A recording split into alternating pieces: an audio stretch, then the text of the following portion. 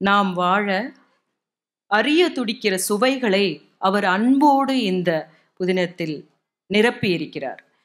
எல்லாம் தெரியும் அப்படின்ற கர்வத்தோட வந்த கபிலர் காடறிவதும் அவரே அந்த காட்டினுடைய கதையாவதும் நாவல் வகைகளின் தேர்வதில் கணிக்கப்படும் அனுபவத்தை பார்த்து வியப்பதும் பிறகு பாரியின் உள்ளார்ந்த நட்புக்குரியவராவதும் நட்புச்சுவை.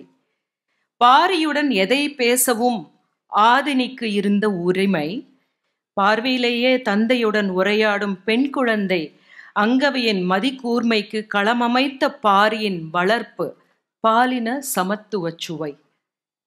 ஒரு பெண் குழந்தை தானே, அவளுக்கு நான் ஏன் இதையெல்லாம் கற்பிக்க வேண்டும், அல்லது நான் செய்கிற செயல்களில் அவளுடைய தீர்மானங்கள் எப்படிப்பட்டதாக இருக்கும் என்பதை பற்றி அங்கவையை கண்களில் பார்த்து தெரிந்து கொள்ளும் பாரி எப்படிப்பட்ட ஒரு நாயகனாக இருந்திருப்பான் என்பதற்கு ஒரு சிறு சான்று.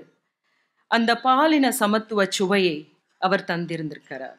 காற்றை போல வேகம் எடுக்கும் அளவனோடு சேர்ந்து பாயும் பாரியின் தோழமை சுவை, பாரியையே உறைய வைக்கும் முதுநாகினியின் அறிவின் துணை தேடுதல், அவன் தேக்கனுடன் திட்டம் தீட்டும் சாதுரியம் பேச்சும், குறிஞ்சி மலரில் மலர்தல் கண்டு குறிஞ்சி மலரின் மலர்தல் கண்டு வயது கணிக்கும் பழையனுடன் பாரி செய்யும் தர்க்கங்கள். அதாவது குறிஞ்சி மலருடைய வயதை கண்டு கொண்டுதான் தன்னுடைய வயதை அவர் சொல்கிறார் என்கிற அந்த பழையனுடன் அவர் செய்யும் தர்க்கங்களும் இதனுடைய அறிவு சுவையாக தந்திருக்கிறார்.